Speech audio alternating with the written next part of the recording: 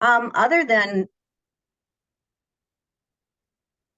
Go ahead. other than we are delighted to have you. Thank you so much. I'm in charge of the newsletter, so I get to listen to your podcasts and pick which ones I want to share. And you know, uh, That's great. I learn a lot, so I'm delighted to invite you and welcome you. So I'll just turn it over to you, Ryan. Awesome. Sounds good. And if you see something come through the chat box that I miss, please feel free just to chime in and say, "Hey, we've got a question from so and so," and love to have you. Just feel free to ask any questions that you might have. Just feel free to ask them. And we're not going to go fast today. We're going to take our time and walk through this because I fundamentally believe that this was probably the biggest game changer for a lot of my customers. But a couple things in case you don't know me, I sell advertising every day. So I make the majority of the money that feeds my family from selling advertising, print, digital, a lot of event sponsorships, local, national. So I do it every single day. And I feel like I have to keep doing it, not only because I enjoy the money that comes from selling advertising, but I just don't like listening to trainers that haven't sold anything in a while.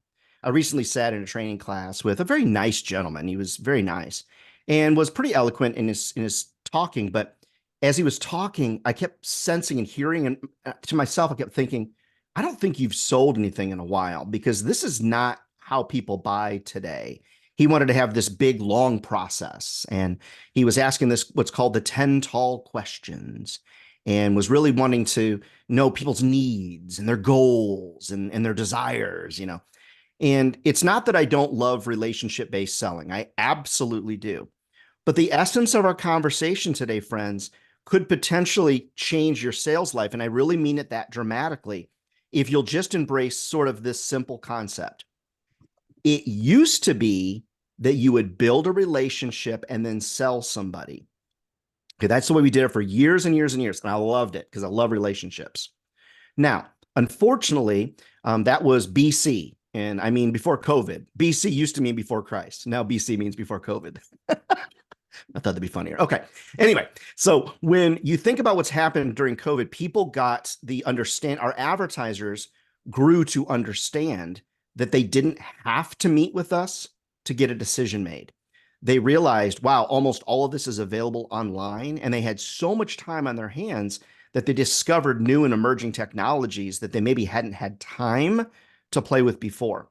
The other thing that's occurring right now that's very important for me to share is that as some of us, myself included, get older and older and older, guess what? The people buying our products are younger and younger and younger. So, what I'd love for you to do is embrace this new concept. And if you will give it a try for 2 or 3 weeks, you can't do it one time. That's not a good test. If you'd embrace this concept for 2 or 3 weeks, you'll book more meetings and you'll close more deals. Here's the reason I know that it works. Most of the time, once you get onto a sales call, all right, meaning that once, Desiree or Julia or whoever, once you get on a sales call, I'm going to bet that you do just fine. It's getting meetings. That's the hard part. Would everybody agree with that? We need more meetings. Is that fair to say? Okay. So I'm not going to worry as much about what you say on the sales call. That's another time. This is what do we do to get more meetings with not only people that are within our community, but then also people that live within essentially businesses, not people, sorry, businesses within, say, an hour of our community that potentially could benefit from the readership that we have. Now, one little side note, and then I promise I'm going to share my screen. One little side note, free or not, okay? When someone receives a publication, they make a choice. Whether they pay for it or they pick it up, they make a choice. And that choice is a permission-based action, okay? So it's not as much about the way something is delivered as much as it is the action that somebody takes when they pick it up.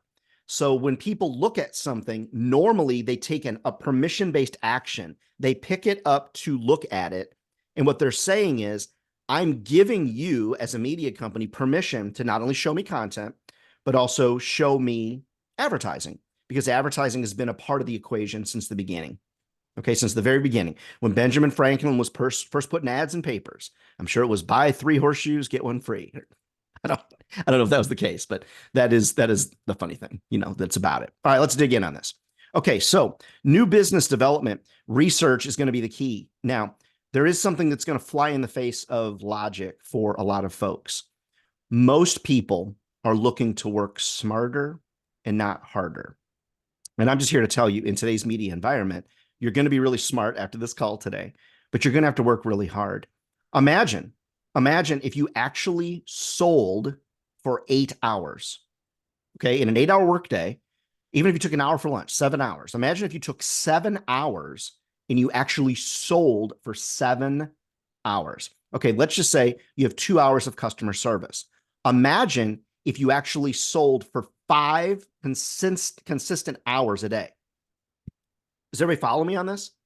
Because what happens is we're always looking for ways to shortcut stuff. And in the media sales business, there's not necessarily a shortcut. Now, I'm going to give you a refined process, but there's not necessarily a shortcut on things because it's going to take 5 attempts to get traction with a new client. And that's what I'm really worried about is new clients. And you can use these ideas to go to past clients as well. But most 7 in 10, almost 8 in 10 salespeople, you'll give up after 4 attempts. Okay, so an attempt to me is not a phone call. An attempt is a combination. Phone call, voicemail, email, wait 3 days. You with me? Phone call, email, voicemail, whatever. Wait 3 days, do it again. And then you're trying to call them. You're leaving a voicemail, usually, sending them an email. And we're going to talk about what to say in the voicemail, what to say in the email. And I think that's probably going to be the game changer for a lot of you. This is what it's based upon. The more relevant you are, the higher your level of success. Generic selling doesn't work. Mass emailing people typically doesn't work very well. It's not that it doesn't work, but it doesn't work very well. So here's what I'm looking for. I want to be very relevant to somebody.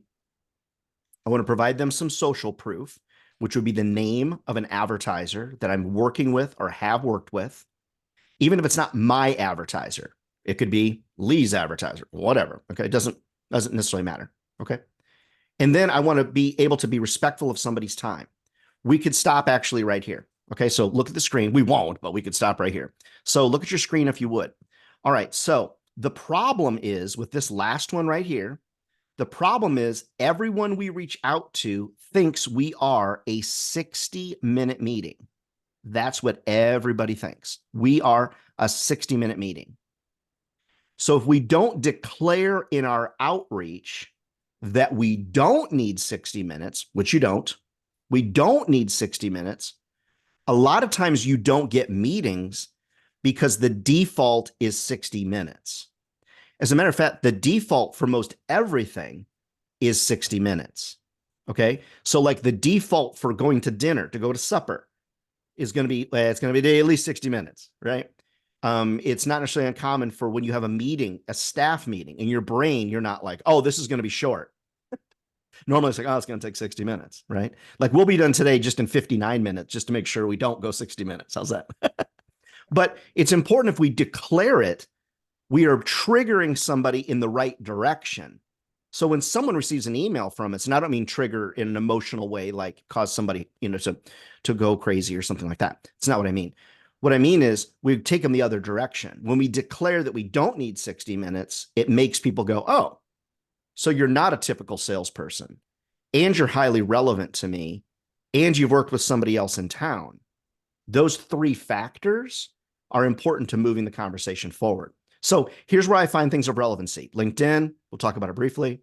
Facebook, not as much on Instagram. There's some there. It's hard to share links on Instagram, things like that. It's almost impossible. Social proof, talking about happy advertisers that you like, that have been around a long time. We'll talk about that. And then not asking for 60 minutes, actually asking for 5 or 10 minutes to chat.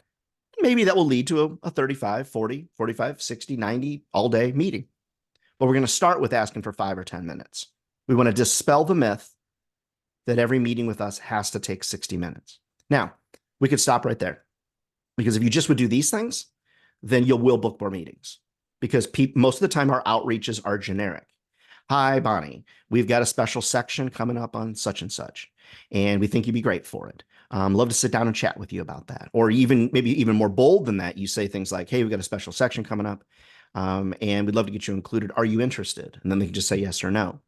All of these are bad strategies that we've been deploying for a very long time that yield us minimal results. So we don't have a lot of chances to make another impression on people. So we've got to be really smart about it. And remember now, I need you to do a 2 or 3 week test on this. You can't just try it one time and be like, didn't work, right? So just think through it. Okay, so the template that we're going to use that I refer to as the power prospecting template has got 3 words in the subject line, which we'll share with you in a second. You've heard me talk about that before. And then we've got 3 sentences in the email. The first sentence is going to be our social proof. Hi, Bonnie. We're working with Bob the Builder and Julie the Interior Decorator and Brandon's Bar and Grill, and they're loving it. And then the second sentence is, I saw on your Facebook page or I saw on your website that you're promoting, summer school or whatever it is. And I'd love to help you with that. So you're being real relevant to them. And then the last sentence is, love to chat with you for say 5-10 minutes about how we can help you the way we've helped others, how we can help you the way that we've helped others. Okay. Because you don't want people to have to take a risk. Realize, friends, in the newspaper business or the publication business, whatever your circumstance is, I know we've got some folks that have switched over to magazines and things. Cool. Whatever the circumstance is, we really got to make sure that you understand that you're asking them to do something that the world is telling them not to do. The world is telling people that print is dead. The world is telling people that nobody watches TV. The world is telling people that everybody only does social media. They only do YouTube. They don't watch television. They don't listen to the radio. And all of these things are false. Now, do people read the paper less than they did before? The answer is the physical print product. Yes, but, love that. Yes, but times are a-changing because the youngest amongst us don't know how to do almost anything without subscribing. It's just the way it is. It's like, oh, you get that for free? I was willing to pay for it, right? We live in a subscription-based society. So we're seeing all across the country that the youngest amongst us, not only do they trust the local paper, and the reason is because they're well-researched, meaning the people are well-researched, as well as the paper is well-researched in a lot of circumstances. Okay, so let's dig in on this. I know that's a lot of preamble, 14 minutes of preamble or 12 minutes of preamble, but it's important for you to understand where the conversation is coming from so that you can really wrap your head around it. Plus, in that first 12 minutes, you got enough information, you could drop off and still be pretty happy for the price you paid. Right? Okay. 76% of business. If you're not laughing this morning, I'm so sorry I hope you have a great day. All right. 76% of business owners are going to use LinkedIn. And so do you use it? And the reason that most local sellers, like a lot of you that do local and regional sales, like me, you don't use LinkedIn because you think your people, your advertisers are not on LinkedIn. Oh, you're right. There's a lot of small advertisers not on LinkedIn. It's a lot of you on the call today like, oh, small advertisers are my bread and butter. Well, that's because you've let them become, you've developed a very carb heavy advertiser diet. And so there are a lot of businesses within 60 minutes of your city center or your coverage area. There are a lot of businesses that potentially could benefit from our readership. We just haven't done the best job of explaining to them why that is the circumstance. All right, so we know that we've got 660 million some odd users on LinkedIn. So it's a very small number, like nobody uses it. What are you doing on LinkedIn? Because mid-sized to large businesses, those that don't cancel as much as mom and pops, are on LinkedIn. And I'm not saying you should spend all day there, but of the LinkedIn users who are frequently engaging with the platform, 40% access it on a daily basis, clocking over 1 billion with a B interactions per month. So this is a friend of mine, Melody Todd. We've been friends for quite some time. She's a client. She'd give me a lot of credit, and she needs a lot of credit for the changes that she's made. One of the things you can do, and this is her old profile, not her new profile. One of the things that we did is you notice there's an area behind your head on LinkedIn where you can actually upload an image. You could upload an image of the paper. You could upload an image of something from your community. You could upload an image of a hobby that you're passionate about. The name of the paper is fine as well, or the media company you work for. But notice in this circumstance, when she loaded this, she needed to go into like some type of program, whether you do it online with Google Images or whatever. She needed to move her her company is Fender Bender and Ratchet and Wrench magazine. She needed to move that to the right. Does everybody see that? Because her head is covering that. And then the other thing is, I'm not saying this is a bad photo of Melody. She is a friend. Well, we talked about it. This photo is not an accurate representation of her. It's okay. I'll just say it to this group. It's like not the best photo. Okay, and I have friends with her enough to be able to say, hey, it's not the best picture. And she's like, oh, you're right. I've been wanting to change that. Now, some people will put a picture of them on their boat, or them and their dog, or them and their cat, or maybe you are a marathoner and you put a picture there. It's kind of a glimpse into your soul. Okay. Now, the next thing to be thinking about on this, something that we've talked about in the past, and I talk about on the podcast, is what is your title? What is your title? So she's a senior marketing strategist. Sounds really fancy. I feel like I should be drinking my coffee and putting my pinky out, senior marketing strategist. So your marketing advisors, that's what you do. That's who you are. So on your business cards and on LinkedIn, that's really who you should be as a marketing advisor. When someone asks you what you do, you should never say, oh, I sell advertising or I'm in media sales, because that people don't respond well to that, because we know that 89% of buyers, according to SAP, would rather have their teeth drilled than talk to a salesperson. Sad but true reality. So a marketing advisor, when someone at church or the country club or whatever, Rotary, whatever, says to you, what do you do? I say, I'm a marketing advisor. I advise small, mid-sized, larger businesses in our area on the strategies they should deploy as it relates to marketing their business. Immediately, usually someone says, oh my gosh, you should talk to so-and-so. Now, let's go through that same scenario. If I had said, well, I sell advertising, I'm in sales, most people you meet would go, like wrinkle their nose. And that's because of the perception of salespeople. The perception is we'll do anything we need to do to get the deal done. And that's, sort of true, but that's not the perception that I want to give to people.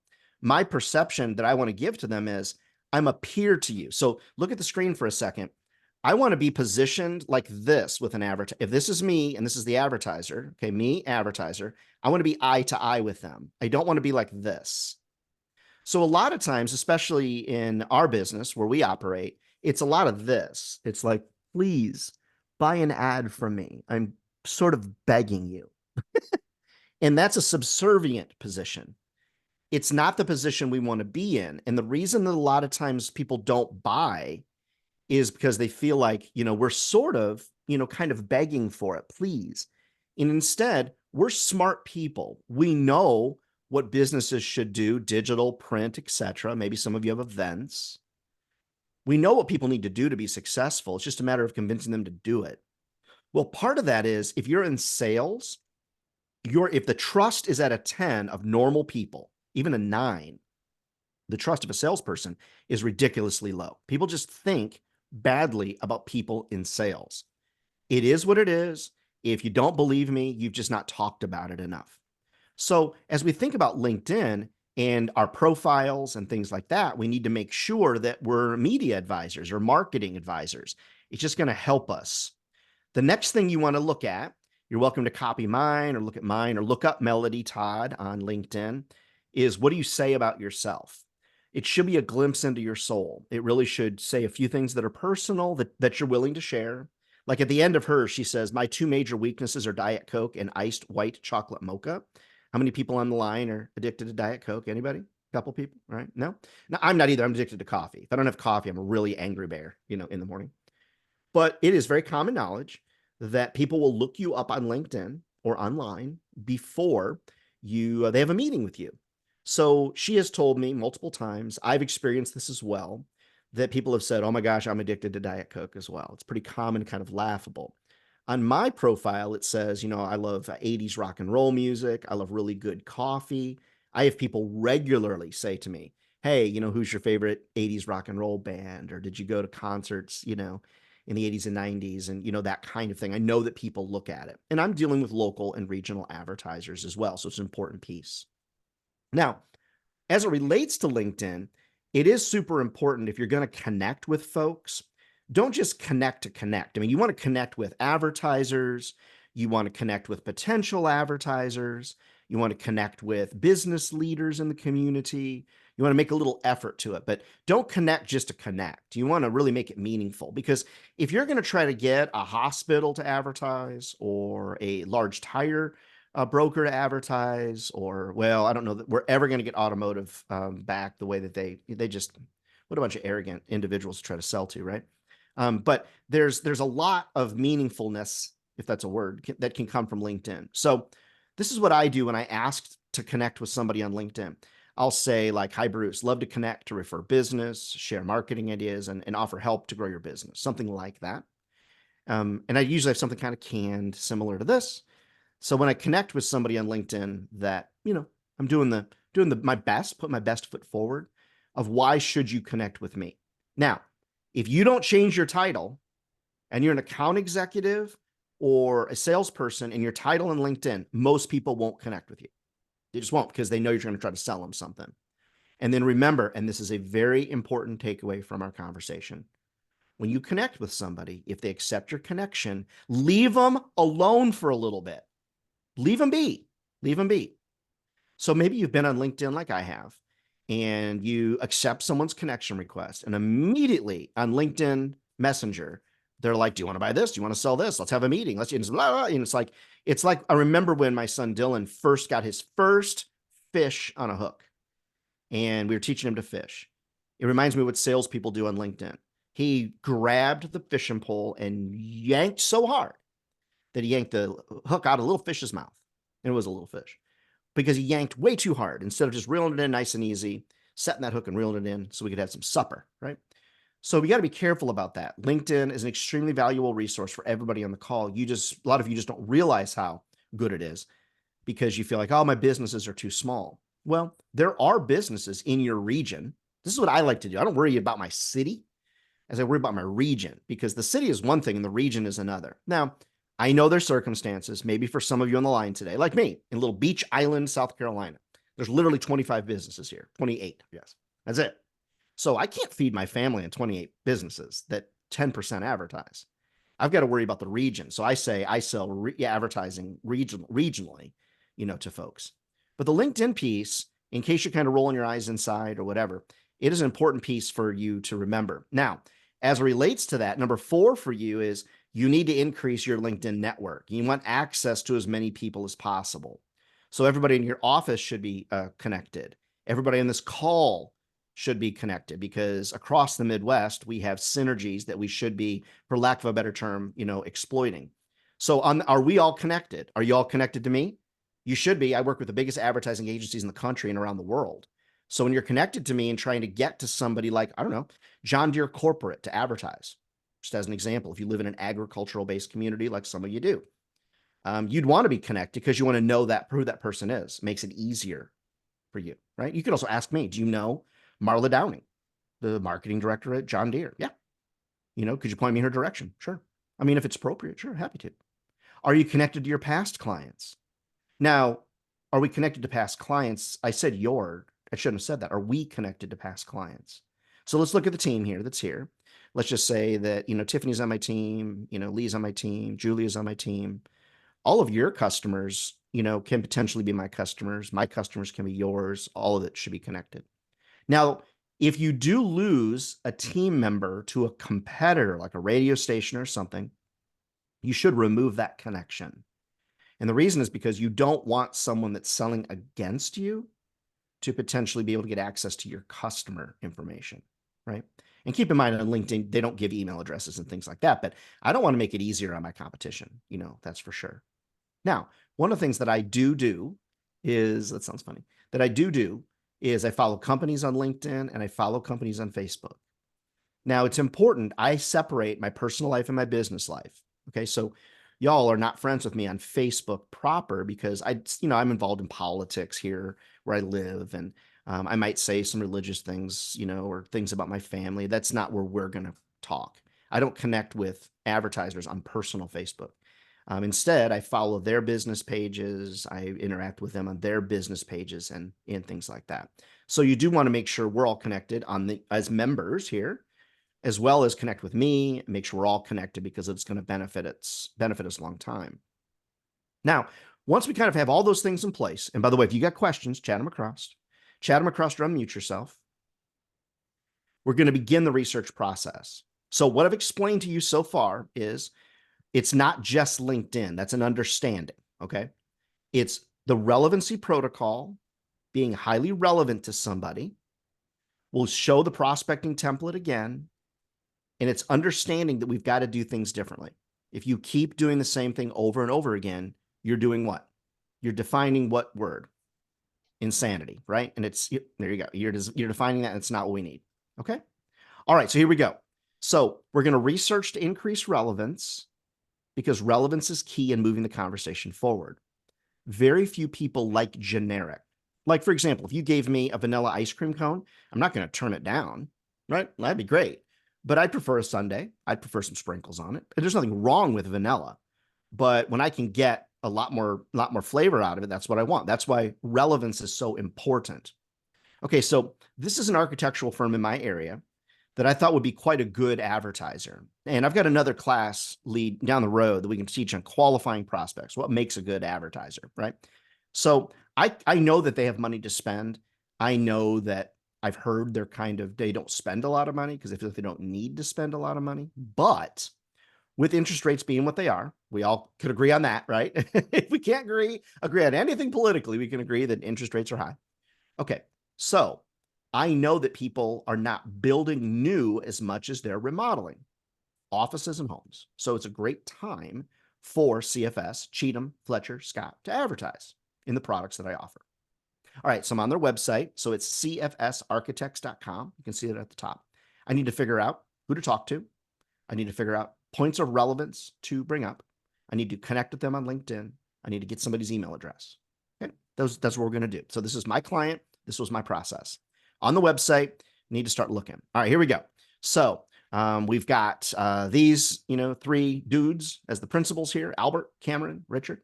It's not that the ladies and gentlemen down below are not important. They might be highly influential, but I'm going to start at the top. I'm a top-down seller. I don't go to marketing directors first. I go to the top first and want to get handed down. Top-down selling. Now, nothing wrong with one of these ladies is like a designer and one's an office manager, I think. But I like top-down selling. I want to get passed down. And if you're highly relevant, you typically can get passed down. All right, so we're looking through, and I actually recognize Richard Fletcher's name from some political stuff. So I'm pretty sure I kind of know who he is. I think maybe I've met him, but all these other people could be fair game, if you will, as we hunt for the business. All right, so I'm going to LinkedIn quick, and they are a mid-sized business, and that is not their building. That's a building they built. But they have 10 employees, which is great. It's a good size for me, if I can find it. All right, so I'm going to go and I'm going to dig in a little bit. Let's see if I can find one of these people. Can I find somebody that I've seen on the website and I'm not seeing anybody there that I could potentially find? And then I come across Richard Fletcher, and that, if you remember, now that's one of the guys that's a principal.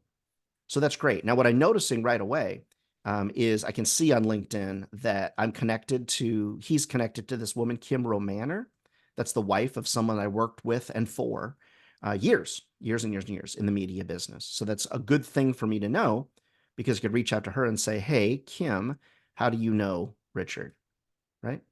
I'm also looking for things that I can connect on. For example, he went to Clemson University. Okay, that's the arch rival of the South Carolina Gamecocks. So I'm still a Hawkeyes fan. But, I'm a big Gamecocks fan, living here almost 30 years. So that's a good point to know, something I can maybe bring up or something along those lines. All right, so I need points of relevancy. I'm on their Facebook page, and they don't have a lot of followers, 675 for a metro area of a couple 100,000. That's not very many. I'm looking for something I can bring up to prove that I am relevant to the person I'm reaching out to. So here on their Facebook page, I'm seeing all these design projects that they've done. Being a military dad, I can see this honoring the brave and remembering the heroes. It's great. It's a cool lobby design that they did. I could potentially use that to prove to Richard or one of the other principals that I'm relevant. And what do I mean by that I'm relevant? Rather than reaching out and saying, hi, Richard, we've got a home design section coming up in the paper, or hi, Richard, love to talk with you about marketing. None of that sounds relevant. That's not relevant. It's only relevant in your mind. If I can reach out and talk about this great lobby design and how we could potentially feature that in the paper, magazine, whatever, on the web, whatever we have to offer. Now that is a lot more relevant. It's sort of like if somebody was talking to those of you that are on the line today, let's just say the ladies on the line today. I could talk about, you being a woman, or I could talk about you being a grandma, which is a lot more specific, or you being a mom, which is a lot more specific, or you being a student or whatever. That's a lot more specific. We don't want to be broad selling. We want to be very, very narrow in our focus and be highly relevant to somebody. For example, if somebody called me and said, "Hey, Ryan, do you want to advertise?" It's like, okay, who are you? For what? What's the circumstance? What do you mean? Well, you got a special section for business owners that are in business, so you want to be a part. And nope, no, I'm good, because I don't have time for that kind of generic nonsense. But if someone reached out to me and said, "Hey, Ryan, we're working with company A and company B. We're really doing well with them. I saw on your website that you're promoting this. I've got a great idea to help you with that. I'd love to chat just for 5 minutes." 5 minutes is a very short period of time. I am way more likely, if someone can prove that they're relevant to me, to have a 5 or 10 minute conversation. What I'm not willing to do is sit with anybody, except for all y'all here, for 60 minutes. Think about it. Let's just, for the rest of our time together, you have to stare at the screen, not do any work for the next 28 minutes. You ready? Here we go. How's everybody doing? And that's like 5 seconds, right? So think about it. You're asking someone to sit and have a conversation with you that doesn't know you well for 60 minutes. I don't want to talk to my in-laws for 60 minutes. I don't really sit in the car with my wife and talk for a steady 60 minutes. You with me? And I love her, right? Is everybody with me on that? It's a super important takeaway from this conversation. You have to ask for a specific period of shortness. Otherwise, they assume that what you need is 60 minutes of their time. And basically, nobody has 60 minutes to give. All right, so what I'm going to be thinking about in this regard is this lobby, which I like the design. I like the idea. I could potentially talk about my son in the Navy if it was appropriate, obviously. I don't ever want to come across as using that as a way to sell. That would be kind of wrong. All right, so what I'm going to do, not kind of wrong, it would be wrong. So what I'm going to do is I'm going to go to the website hunter.io. Okay. And what I'm going to do is I'm going to do what they refer to as a domain search. And I'm going to put in the name of the company. And then what it's going to do is tell me how many results they have in the database, which is great. It's free, by the way. And then what they're going to do is they're going to blur it out. They're going to blur out because they want you to pay for this information.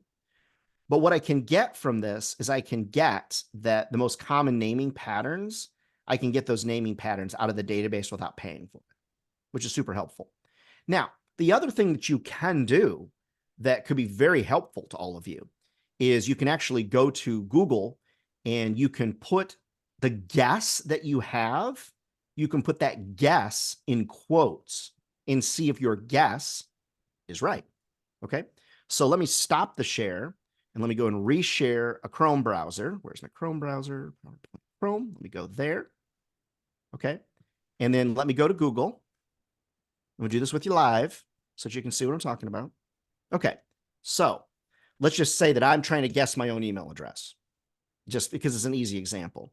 I would do quotes, like a quote, Ryan at brainswellmedia.com. Okay. And then I would put end quotes. That's my guess. So hunter.io said, hey, it looks blurred out that it's somebody's first name. And not if it's really long, it's like first name, last name. But I'm going to guess. So I'm going to type that in to Google with quotes and I'm going to hit enter. So then what it's going to do is you can scroll down a little bit and we're going to be able to see how many results that we got for that. It's going to show me that specifically. So you can see that for that search of quote Ryan at Brainswell Media, I mean, look at all the results. Is everybody with me? Now, if I guessed wrong, like if I did Ryan D at Brainswell Media and I click it, now I'm going to go back down. It's going to say, wait a minute, did you mean Ryan at brainswellmedia.com? It's like trying to help me. Okay. And by the way, I'm not a huge AI fan, but if it helps, okay, that's fine. Isn't this weird? Everybody see this picture here? I don't know how that got loaded for my business. It's the most bizarre thing. But look, there's no results. There's nothing. And it's trying to help me. Oh, you must mean this one. Does everybody follow me on that? Now, sometimes though, you'll get like a business that their email address will be like funkymonkeyjoe@gmail.com. There's not a whole lot you can do about that. But is that really a serious business if that's their email address, right? So you do kind of have to be thinking about that. Okay. Now, don't spend the next 30 minutes together going and fussing with that. Just recognize that there's a bunch of other ways to find the email addresses that you want. Okay, so I know that it's Richard Fletcher. I know from looking at Hunter.io that it's common first name at cfsarchitects.com. So more than likely, it's going to be Richard at cfsarchitects.com. I could go and type that into Google, okay, which I did here. All right. And look, I'm getting 597 results. Okay. So I know that it's Richard at cfsarchitects.com. So I've got the email address, which is great. Now I want to deploy the power prospecting template. Okay. And by the way, yes, somebody asked privately, you'll get a copy of the slides. We'll send a copy of the recording. I'll give all that to Lee so you can rock forward with it. Okay. All right. So let's use our power prospecting template. 3 relevant words in the subject line. Then we're going to share some social proof in the first sentence, what our idea for relevancy in the second sentence, and then we're going to ask for 5-10 minutes to chat. Okay. This is what it would look like. First sentence, my social proof. Hi, Richard. Blackstone Builders, Davidson Interiors are loving their marketing results with us. So what that does is it takes the illness of success off of my shoulders and puts it on Blackstone Builders and Davidson Interiors. You don't have to believe me, Richard, but you should believe Blackstone Builders and Davidson Interiors. All right, let's stop here. Blackstone's not my client. Davidson's not my client. They're clients of our media company. They're not mine, but we are working with them. And I know they're loving the results because I've been to sales meetings and we've talked about it. So if you don't know which advertisers are happy, then you need to ask. But you don't need personal examples. You just need to open the pages of the paper and find examples of advertisers. Now, if they're not happy, okay, then you shouldn't say this, right? And you don't have to give specific results. You just have to talk about happy people. So how do you know if an advertiser is happy? Normally they renew. Like I've got a couple folks been advertising for 15 years. Like they don't, I mean, I would, if I moved or something, which I'm not going to do, they would probably not continue running. They just like me. I like them. They trust what I'm talking about. Okay, so that's my social proof. The second, though, sentence is my point of relevancy. Your American flag, freedom, lobby design at Woodside would be something great for us to promote in the magazine or in the paper. Now, there is subtle sales psychology here. What I want him to think is, and I do a lot more magazine than newspaper, okay? And the same things apply in the newspaper business. Don't get me wrong. I just want you to know what I personally sell is from a print perspective. All right. I want him to think, oh, they're going to promote that in the magazine. Now, if he thinks we're going to do it for free, that's him being a knucklehead. I'm not doing nothing for free, right? If he thinks that, well, we'll dispel that myth on the phone. But I'm not promising something. It is something we'd like to promote in the magazine or in the paper. Now, they're going to promote that via an ad, sponsored content, which they could buy. Maybe we can do a follow-up feature. Who knows? I don't know your circumstances. We put it on the website, all kinds of things. Okay, so that's my point of relevancy. Now, I'm not trying to fool them. Okay, it's not bait and switch. If he thinks it's free, that's on him. Then the last, and if you don't like that, I'll give you another example in a minute. When can I get 10, 15 minutes for a brief chat about that idea? Or sometimes I'll say, love to reach out for a quick 5-minute chat Friday after 2 or something along those lines. Now, it used to be that you'd ask for a specific date and a specific time. That is not what's done anymore. Hard stop. People do not do that anymore in the sales business, period. Asking for a specific time and a specific date is too hard for people to commit to. So there's 2 things here. One, I'm only asking for 10 or 15 minutes, maybe 5. And what I typically do will say, could I call you Tuesday after 2? Or could I stop by Tuesday after 2 or something like that? I want to give them a swath of time to be able to potentially pull from. Now, if you're doing things the old way you used to do it, just remember now in 2024, we are dealing in a post-COVID environment, a world that's economically uncertain and politically uncertain, wars that are in play. I mean, there's a lot of things going on, right? We have to sell things the way that most people are buying today. And most people want to know 3 things. It's very straightforward. How much is it? Who else has done it? How much is it? It's actually very straightforward. You make it hard. You make it difficult for them to book a meeting. You make it hard for them to reply because you're doing things backwards. So remember from the beginning of our conversation, it used to be build a relationship, sell them something. Now it's sell them something and build a relationship with them. It's exactly opposite. It's not that relationship selling is dead. It's not. It's just flipped. And if you're 50 like me, all right, over 50 like me, and you think that someone in their 30s wants to be your friend, okay, or that they need to be your friend, I'm just here to tell you right now on behalf of everybody that's younger than you on the call today. It's not they don't want friends. They just don't necessarily need to be your friend to buy something from you. Does that make sense to everybody? And I know it's harsh to hear, but actually younger buyers will help you because in their mind, they're like, come on, old man, like, let's go. Come on. This is not that hard. How much is it? Who else has done it? How much is it? It's really straightforward. Most of them already know what they need to do most of the time. We just make it harder for them because some consultant or trainer from the past that isn't currently selling is giving you advice. You have to be very careful. If you hear someone say, you need to go through a customer needs assessment. You need to find out their budget and their goals and their needs and their desires. Okay, why don't you sit down with somebody that's under the age of 40 and ask them how they feel about that? Those of us over the age of 40, we're just used to it because we've been through that process so long. Hurry up. Let's go. It doesn't take that long to sell something. We make it take a long time because we think we're doing a favor for them when actually we're just gathering information for ourselves. Okay, another example. Do you have questions? Chat them across. Let me take a drink of coffee. See if anybody, you can unmute too. Do you have a question? There are no dumb questions. I mean, well, there are, but I mean, I don't care. Nobody else does either. Now, let me give you another example. All right, this is a jeweler, not a big one, but they're a jeweler. Well, we shouldn't say they're not big. I don't know how much business they do, but they do sell like Rolex and stuff like that.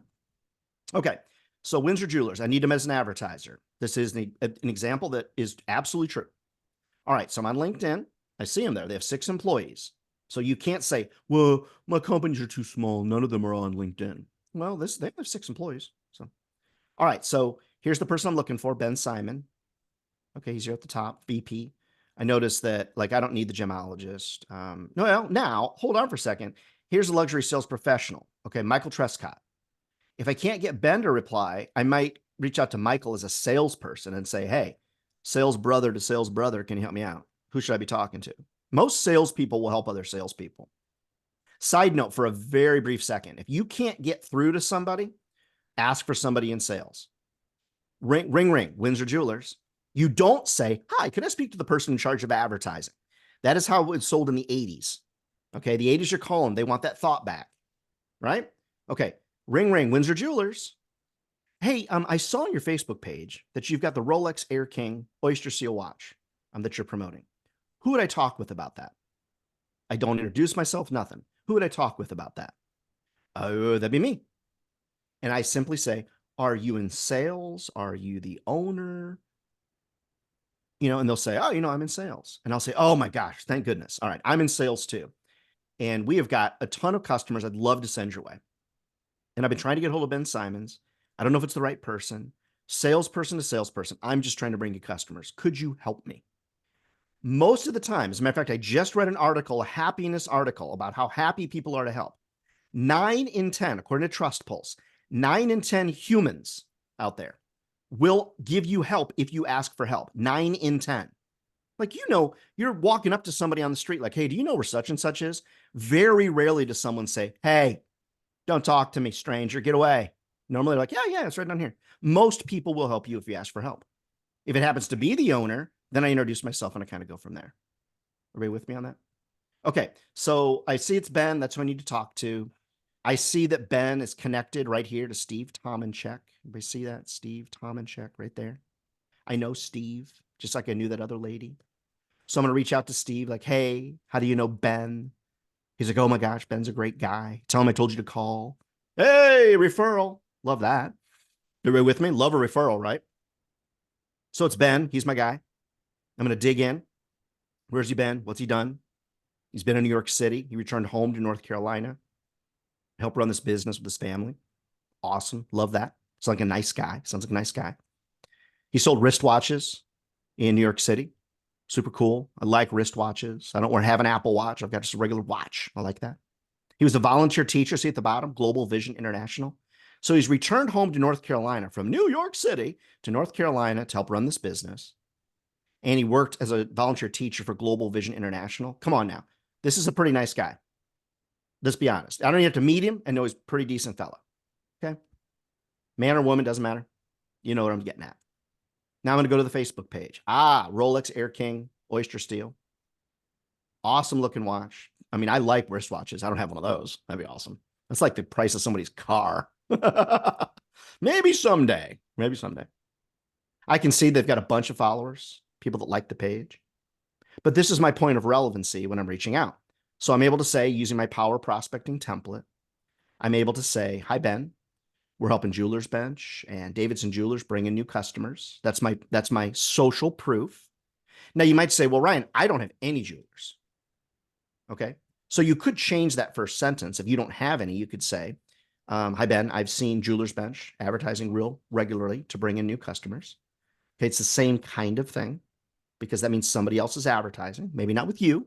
So you could take that route. The second sentence is your point of relevancy. I've got an idea to help you promote your Rolex Air King. And that idea would be Rolex has print co-op like crazy. Rolex does print co-op all day long and in newspapers too, by the way. So that would be, you could use like Co-op Connect to find that. You could talk to the people at AdMall to find that. And MFCP might have a sponsor that does that too. And then I'm going to ask for my 5 or 10 minutes or 10, 15 minutes, whatever. When could I get 10, 15 minutes for a brief chat? Or maybe even could I call you Thursday after 2 or stop by Friday after lunch for just 5 minutes? And I always want to reinforce I just need 5 minutes or 10 minutes or 15 or whatever. I always want to quantify that time so that they don't think that I'm going to be there 60 minutes. In everything that I say, I always want to make sure, because time is the one thing that people don't want to give you. So let me be really clear on this. It's not that people don't want to have a meeting with you. Y'all are nice looking people. You're presentable. You know what you're doing. So it's not that. Normally it's time. They're like, oh God, I don't have 60 minutes for this joker, right? Because that's the default. So if you don't declare that you only need 5 minutes, and you might even say, I really mean 5 minutes, that's it. Now you might be sitting there saying, Ryan, I can't sell in 5 minutes. I mean, I can barely find out about the weather in 5 minutes. That's your problem. Because when I meet with somebody, it's like, hey, thank you. I walk right in. Sally, Ryan Dohrn, thank you for the 15 minutes. Do we still have 15 minutes? Oh my gosh, Ryan, I only have 10. Totally fine. And then I'm going to get right into it. May I cut to the chase as to why I wanted to meet with you today? No one has ever said, oh, no. Let's sit, let's drink some coffee. Let's hang out. Let's light some candles. Let's hold hands. Let's pray about it. They don't say that. Well, maybe they would say that. That'd be awesome. I'd be okay with that. Somebody says, I'm going to buy that app. I don't need to pray about it. That's cool. Let's do it. Let's go for it. You know, I'm in alignment. It's okay. So you just want to think about this, friends. One of the main reasons you don't get the meetings you need is because you're generic in your approach and you're asking for time that they don't want to give. So you just got to get through that. Does that make sense to everybody? Okay. All right. And I'm not just trying to be funny. I mean, I am trying to be funny, but because training's boring. But there is the voicemail template side of this. Now, it's very important. Some of you have heard me speak before at the, at MFCP and other things. It's very important, though, for you to follow the voicemail template. So the voicemail template, if you had to leave one, you don't introduce yourself on the voicemail. And the reason you don't is because it's the fastest way to get deleted. So you say in your voicemail what you said in your email, and you ask for an email reply. Why do you ask people that don't know you to call you back? Well, because you call strangers back, because we are all weird. We call strangers for a living. Normal people don't call strangers. We're weirdos. Okay? We're all one big weird bunch, right? I mean that in the most polite way. You know what I'm talking about. Have a sense of humor, right?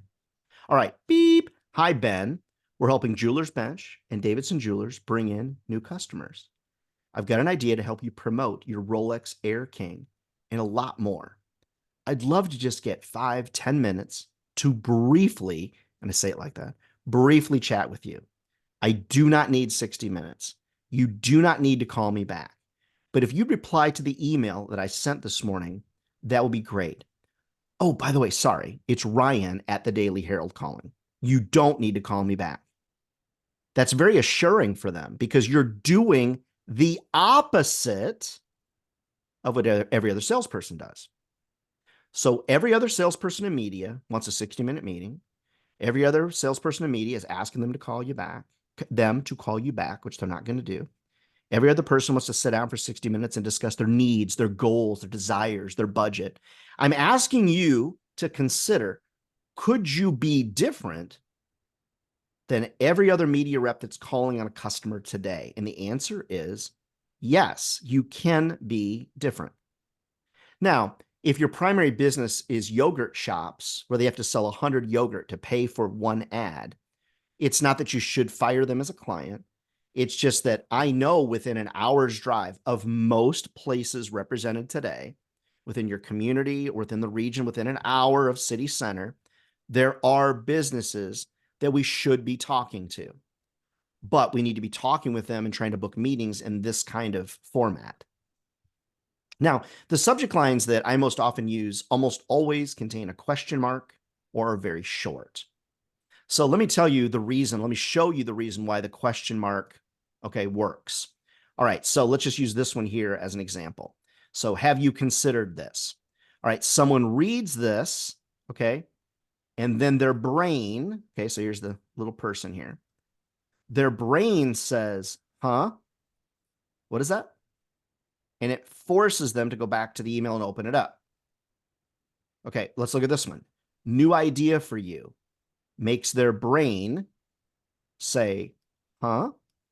And forces them to open the email. Now, I'm not doing bait and switch. I'm not doing a subject line like free lunch or about those pictures or something crazy, right? Now, you've got quick note. Okay, the reason that people open that, especially if you put the name of a product after it, or quick question, is it causes people to go, okay, that's relevant to me.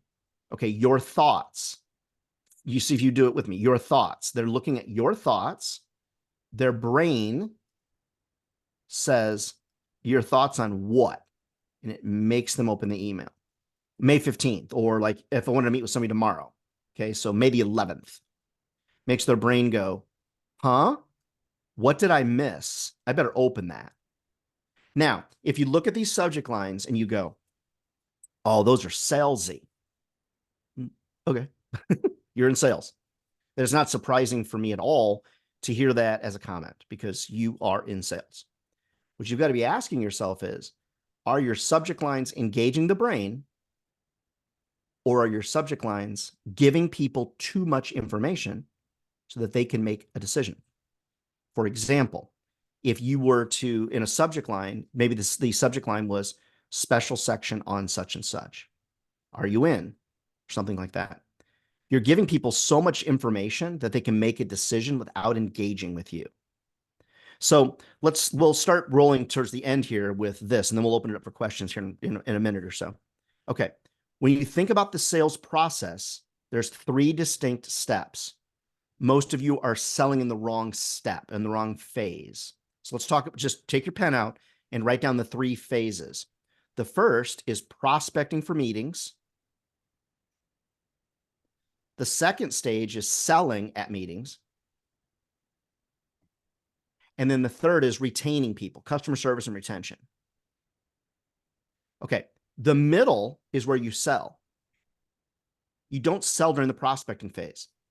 So a lot of you, the reason you're not at goal, over goal, making $1 million, whatever that you want to make, whatever that means to you, is because you're trying to be efficient and you're trying to shortcut the process on people that don't want to be shortcutted, if you will. It's not a word, but so what you're doing is you're saying in your email, like subject line, home and garden section or whatever. I'm just making that up.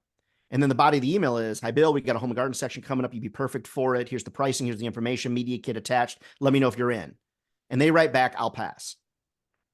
How many times in the last 30 days have you gotten an email from somebody, a reply that said, I'll pass? Anybody? I'll pass. Or how about this? We're good. Wait a minute. How can you say that I'll pass? You don't know, you don't have the information. If they said that to me, I'd be like, you can't pass. You don't have the information. That's why they don't say it. I haven't received an email reply that says I'll pass or we're good in years, because I don't, during the prospecting phase, give them enough information to be able to say that.